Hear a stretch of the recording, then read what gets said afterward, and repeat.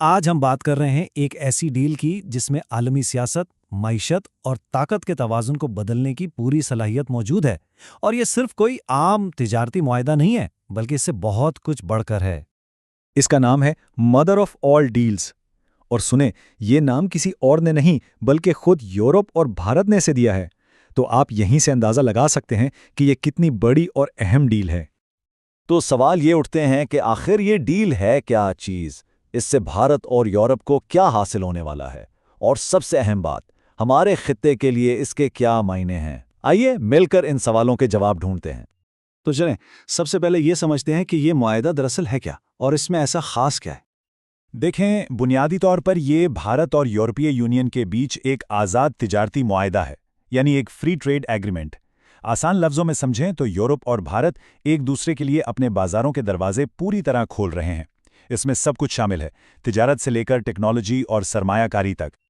اور جب ہم یورپی یونین کی بات کرتے ہیں تو یہ کوئی ایک یا دو ممالک نہیں ہے۔ اس ڈیل میں جرمنی، فرانس، اٹلی اور اسپین جیسے بڑے ملکوں سمیت پورے 27 یورپی ممالک شامل ہیں۔ ذرا اس پیمانے کا تصور کریں، یہ ڈیل تقریباً 2 ارب لوگوں کی زندگیوں پر اثر انداز ہوگی۔ یہ دنیا کی آبادی کا ایک بہت بڑا حصہ ہے، جو اس معاہدے کو تاریخ کے سب سے بڑے تجارتی معاہدوں میں سے ایک بنا دیتا ہے۔ لیکن دلچسپ بات یہ ہے کہ یہ ڈیل کوئی نئی نہیں ہے۔ اس کی کہانی آج سے تقریباً 2 دہائیاں پہلے شروع ہوئی تھی۔ یہ بات شاید بہت سے لوگ نہیں جانتے ہوں گے کہ اس ڈیل پر بات چیت تقریباً 20 سال سے چل رہی تھی۔ مذاکرات شروع ہوئے، پھر کچھ بڑے اختلافات کی وجہ سے کئی سالوں تک معاملہ رکا رہا، اور اب اچانک ایک نئی ضرورت کے تحت اسے فوری طور پر دوبارہ شروع کیا گیا ہے۔ تو آخر مسئلہ کہاں تھا؟ دیکھیں، یورپ چاہتا تھا کہ بھارت اپنے ہاں لیبر قوانین، ماحولیاتی معیارات اور انسانی حقوق کے معاملات پر سختی کرے۔ دوسری طرف بھارت اپنی مقامی صنعتوں اور خاص طور پر کسانوں کو تحفظ دینا چاہتا تھا۔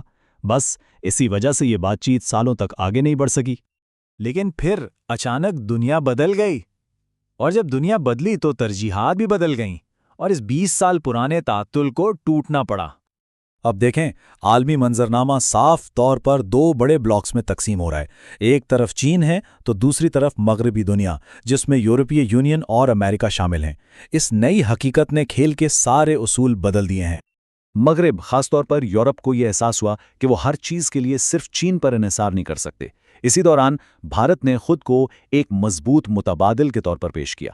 اس کے ساتھ ساتھ روس یوکرین جنگ، سپلائی چین کے مسائل اور چین پر لگنے والی پابندیوں نے اس معاہدے کو دونوں کے لیے فوری اور بے حد ضروری بنا دیا ہے۔ تو سوال یہ ہے کہ اس نئے عالمی کھیل میں یورپ کو خاص طور پر کیا مل رہا ہے؟ یورپ کے لیے فائدے بالکل واضح ہیں۔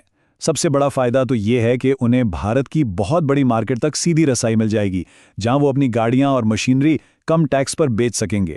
دوسرا، انہیں چین کا ایک اہم اسٹریٹجک متبادل مل جائے گا۔ اور تیسرا، یورپین کمپنیاں بھارت کی سستی لیبر کا فائدہ اٹھاتے ہوئے وہاں سرمایہ کاری کر کے بڑا منافع کما سکیں گی۔ اچھا، اب ذرا سکے کا دوسرا رخ دیکھتے ہیں۔ آخر بھارت کے لیے یہ معاہدہ اتنی بڑی جیت کیوں سمجھا جا رہا ہے؟ بھارت کے لیے تو یہ ڈیل واقعی ایک گیم چینجر ہے۔ اس کی ٹیکسٹائل، دوائیں اور آئی ٹی کی مصنوعات کو یورپی مارکیٹوں کا آسان راستہ مل جائے گا۔ اس سے ملک میں لاکھوں نئی نوکریاں پیدا ہونے کی امید ہے، اور اس کی میک ان انڈیا مہم کو زبردست عالمی حمایت ملے گی۔ یہ معاہدہ بھارت کے عالمی مینوفیکچرنگ ہب بننے کے خواب کی ایک مضبوط بنیاد رکھ سکتا ہے۔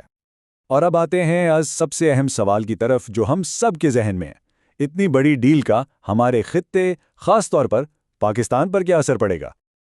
دیکھیں، اس کے پاکستان پر 2 طرح کے اثرات ہو سکتے ہیں۔ ایک طرف تو ظاہر ہے کچھ چیلنجز ہیں۔ خدشہ یہ ہے کہ یورپ کی توجہ اور سرمایہ کاری بھارت کی طرف جانے سے ہماری برآمدات کو سخت مقابلے کا سامنا کرنا پڑے گا۔ لیکن دوسری طرف ہر چیلنج اپنے ساتھ ایک موقع بھی لاتا ہے۔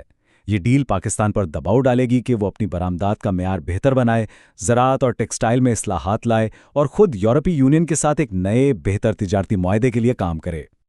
تو اصل بات یہ ہے کہ یہ ڈیل پاکستان کے لیے ایک طرح کی وارننگ بیل ہے، ایک اشارہ ہے کہ اب صرف انتظار کرنے کا نہیں بلکہ عمل کرنے کا وقت ہے۔ آخر میں یہ سمجھنا بہت ضروری ہے کہ یورپ اور بھارت کی یہ مدر آف آل ڈیل صرف چیزوں کی خرید و فروخت کے بارے میں نہیں ہے۔ یہ اس بات کا کھلا اعلان ہے کہ عالمی طاقت، سیاست اور آنے والے کل کی سمت اب بدل رہی ہے۔ اور یہ ڈیل ہم سب کے لیے ایک بڑا سوال چھوڑ جاتی ہے۔